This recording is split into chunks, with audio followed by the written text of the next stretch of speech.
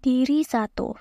Salah satu hiburan Parwati dan kawan-kawannya bila bel istirahat sekolah berbunyi adalah perempuan di luar pagar sekolah.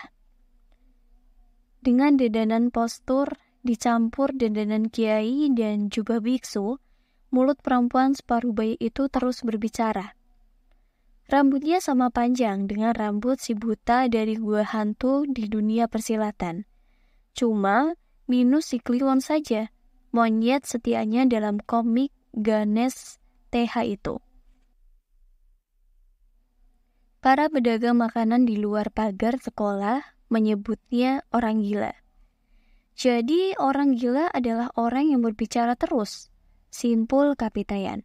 Penggemar kupu-kupu ini jadi sangat ingat pada orang tuanya yang sudah tiada, yang pernah juga mengatakan hal serupa tentang kenapa orang tersebut sinting, sedeng, miring, dan sejenisnya. Kristi nyamber setelah menjumput kupu-kupu pada rambut ikalnya dan melepaskannya terbang ke habitatnya. Enak saja, berarti mamaku orang gila dong. Dharma seperti tak mendengar curhatan Christine tentang mamanya yang doyan stik itu. Ia pura-pura bertanya, walau sudah kerap menyaksikan sendiri bagaimana keadaan Ibu Christine. Memang ibumu nggak stop-stop kalau sudah ngomong. Ya kamu kan lihat sendiri, Dar. Aku salah naruh tas sekolah, dia ngomel. Aku tidak cuci rambut, dia ngerundel. Aku makan, deh habis, dia castis-cus.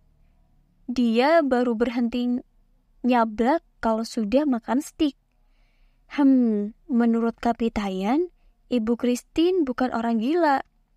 Karena, walau bicara terus, ia tak berbicara ke diri sendiri. Ia berbicara terus tapi ke orang lain, kepada Christine. Ia berbicara terus tapi itu berupa teguran, sampai rajukan kepada ayah Christine. Kalau tak ada anak dan suaminya, Ibu Christine juga masih berbicara, tapi tidak ke diri sendiri. Ia ngomel pada kucing, burung perkutut, bunga cempaka, kana, mawar, melati, kupu-kupu, dan lain-lain. Kalau begitu, orang gila bukan orang yang berbicara terus, tapi orang yang berbicara sendiri. Kapitayan meralat ucapan pertamanya. Disinilah si gemuk Samin angkat bicara. Ia setuju, lantaran ingat sesuatu. Ia kerap melihat orang naik sepeda motor sambil berbicara sendiri. Persis ayahnya yang senantiasa berkomat-kamit kalau sedang bekerja menggarap kayu. Ngawur, seru Bukhari. Pengendara sepeda motor itu tidak sedang berbicara sendiri. Mereka bicara ke orang lain. HP-nya diselipkan ke balik helm. Yang cepak mirip rambut tentara memberi pertanda akan berbicara. Ia Pangestu. Bagaimana kalau orang gila adalah orang yang tidak berbicara sendiri, tapi berbicara ke diri sendiri?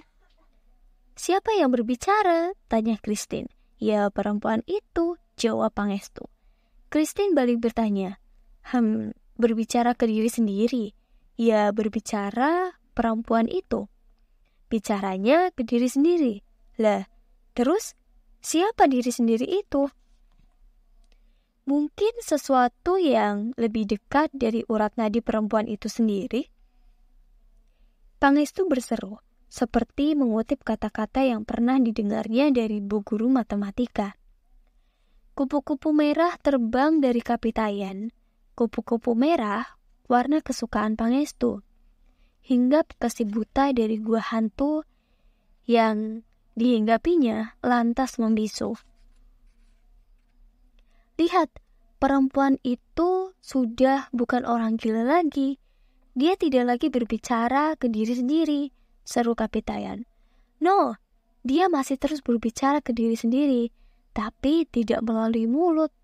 Pangestu mengakhiri dialog saat istirahat sekolah siang itu. Agama adalah hening. Dalam hening, manusia berbicara kepada diri sendiri. tapi ada kemungkinan yang terdengar olehnya adalah firman-firman Tuhan. Dalam hening manusia menyatu dengan jati dirinya yang sesungguhnya. Tiada lain adalah cermin cahaya Tuhan.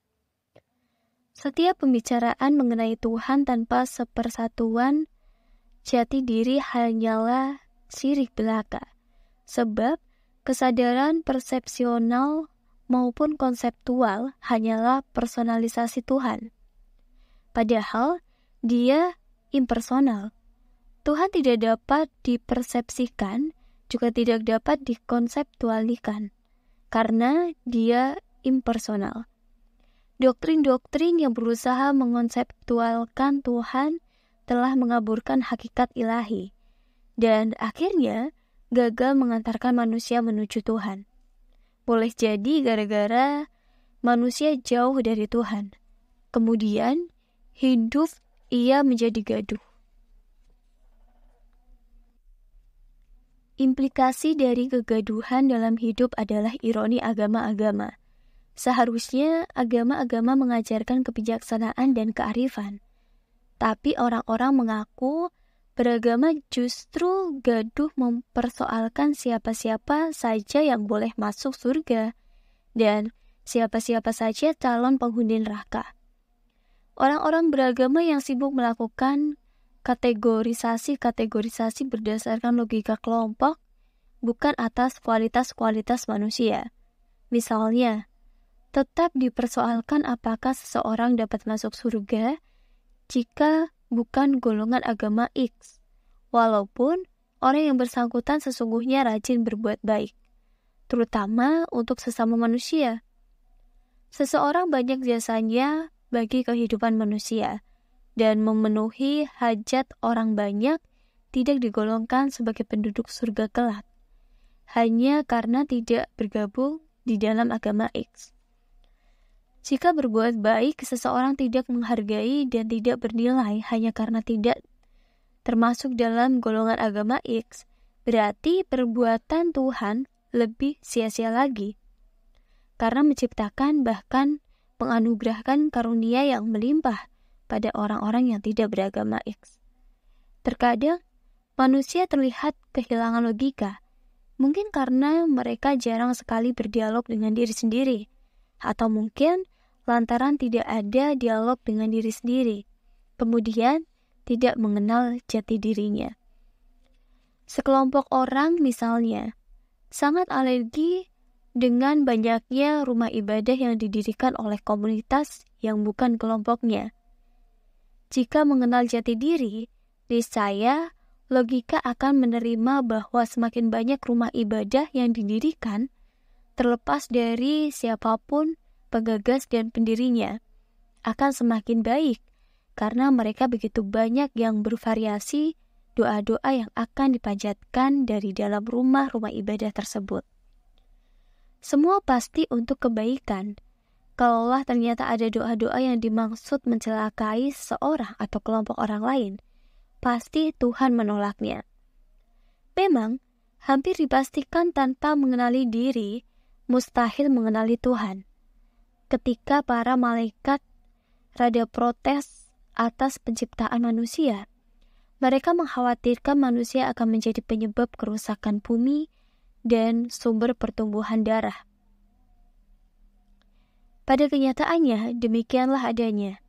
Tuhan bermanifestasi dalam jiwa manusia sebagai cermin yang merefleksikan Tuhan dan makhluknya. Ketika seseorang memandang cermin, yang terlihat bukanlah cermin, melainkan sosok dirinya sendiri sebagaimana apa adanya.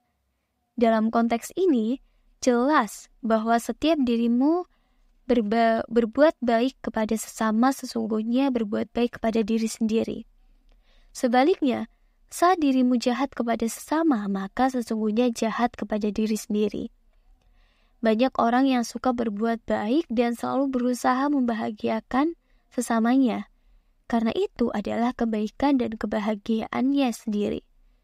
Sebaliknya, ada juga yang suka membenci dan menyakiti sesamanya, sedangkan dia tidak menyadari bahwa yang disakiti adalah dirinya sendiri. Wajar saja Jika ada yang menyakiti diri sendiri, dinilai tidak waras alias gila. Tapi lebih tidak waras jika agama dan atas nama Tuhan menjadi alasan bagi manusia untuk saling membenci dan saling menyakiti.